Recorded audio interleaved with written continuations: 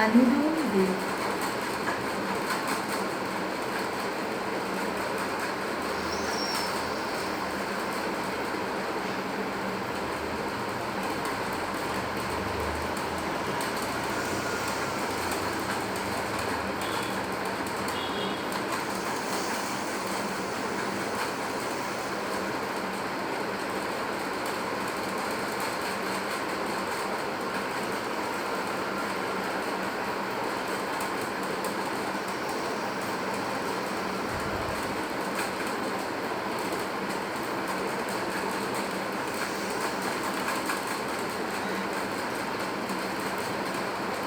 Bhramari.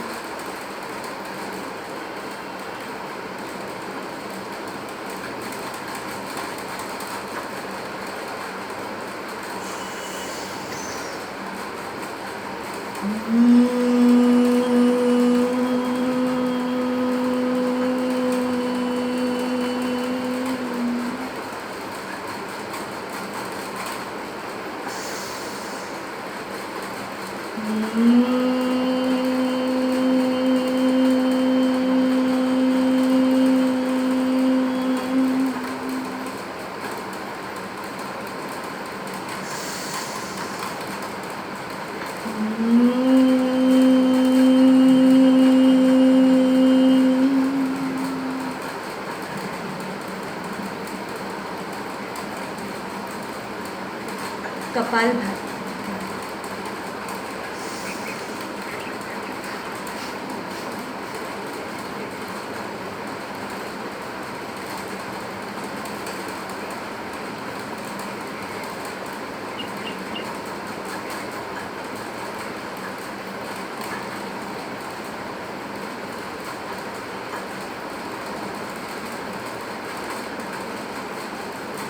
neck exercise.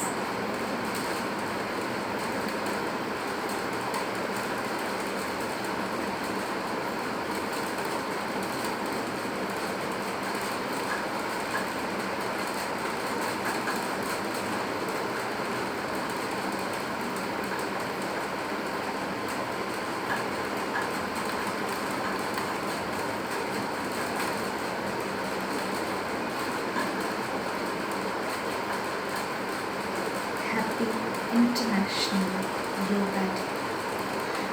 Yoga keeps our mind healthy, but the word yoga is from ancient India. It is the most ancient form of connection.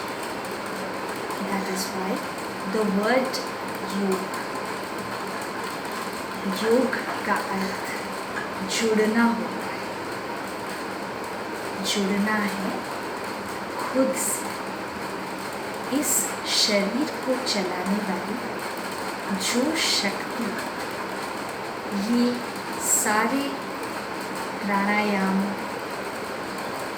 आसन कर रही है, करवा रही है इस शरीर द्वारा, उस शक्ति से कनेक्शन, यानी अपने आप से कनेक्शन, अपने आप से जुड़ना, यानी अपने आप को जानना, अपने गुण को, अपनी शक्तियों को पहचानना कि मैं इस शरीर की मालिक एक सूक्ष्म चैतन्य ज्योतिर्बिंदु शक्तिशाली आत्मा, और मैं आत्मा उस सर्वशक्तिवान परम पिता परमात्मा की संतान हूँ। मैं आत्मा ज्योति बिंदु स्वरूप हूँ। स्मृति में जब उस परम पिता परमात्मा जो भी ज्योतिर्बिंदु है उन्हें याद करती, यानी उनसे जुड़ती, उनसे कनेक्शन जोड़ती हूँ, तो उनकी गुण शक्तियाँ, उनका प्यार और उनका ज्ञान मैं आत्मा सहज ही अनुभव करती हूँ। और जब इस प्यार, इस ज्ञान और इस शक्ति को हम अपने हर कर्म में अनुभव करते हुए लाते हैं तो इसे कर्म योग कहा जाता है। तो आइए इस योग दिवस पर ना सिर्फ शरीर का ध्यान रखें बल्कि उस चैतन्य शक्ति आत्मा का भी ध्यान रखें। आत्मा जो कि मन और बुद्धि की मालिक है। मेरा मन, मेरी बुद्धि, यही तो कहते हैं ना। मेरा मन और मेरी बुद्धि मुझ आत्मा के अनुसार चले। मेरा मन सिर्फ अच्छा सोचे, मेरी बुद्धि सही निर्णय ले।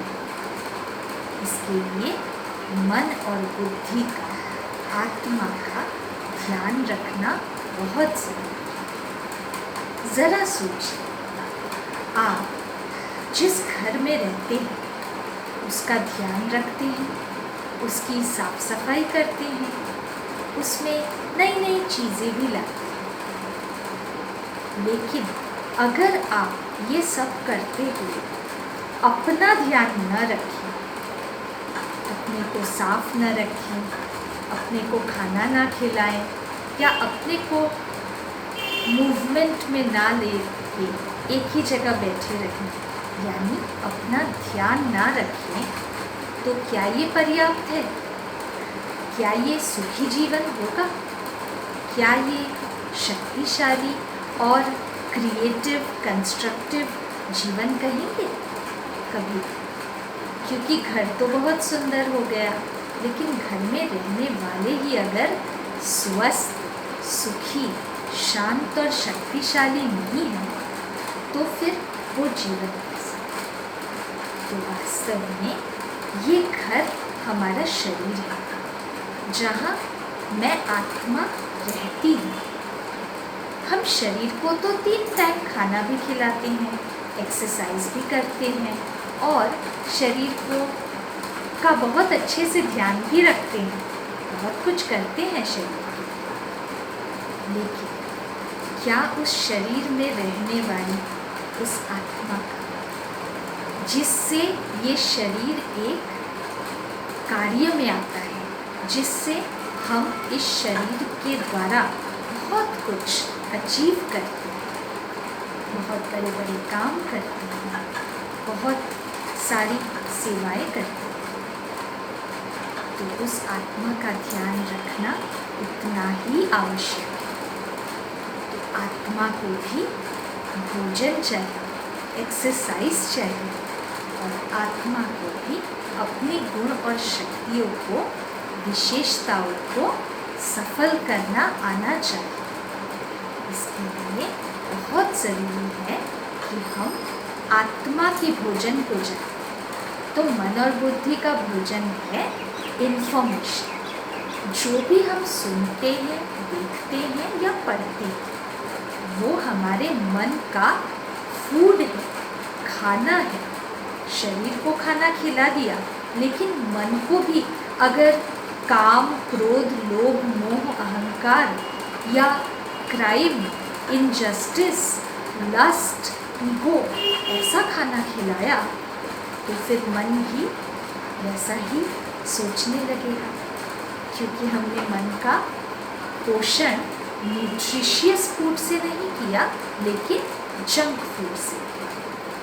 तो जैसे हम शरीर के लिए ध्यान रखते हैं कि क्वालिटी वाला खाना खाएं, हेल्दी खाना खाएं, जंक ना खाएं, इसी तरह मन के भोजन पर भी हमें ध्यान देना है।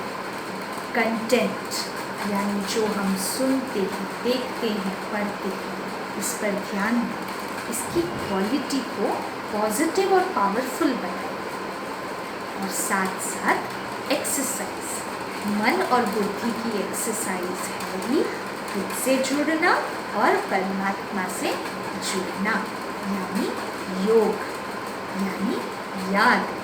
सो उस परम पिता को याद करें, याद करें कि हमें उन्होंने कितना प्यार, गुण, ज्ञान और शक्तियाँ दी, और याद में लेते हुए हर कर्म तो कर्म योग बन जाएगा। तो ये हुई मन की बुद्धि की एक्सरसाइज, और साथ साथ हमें मन और बुद्धि को बहुत सुंदर विचारों से, बहुत सारी दुआओं से सजाना भी है। तो अपनी विशेषताओं को पहचानें, अपने गुणों को पहचानें और उन्हें सेवा में, कर्म में यूज़ करें।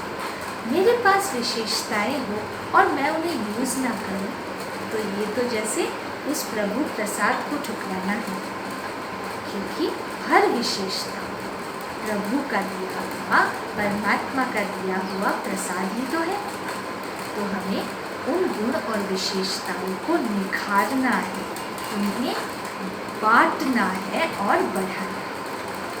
तो ये है आत्मा, यानी शरीर में जो रहने वाली है उस आत्मा का ध्यान रखना। आशा करें कि आज से हम सब शरीर का तो ध्यान रखेंगे ही, मकान का तो ध्यान रखेंगे ही, लेकिन साथ में रहने वाले का ध्यान भी रखेंगे। अच्छा, ओम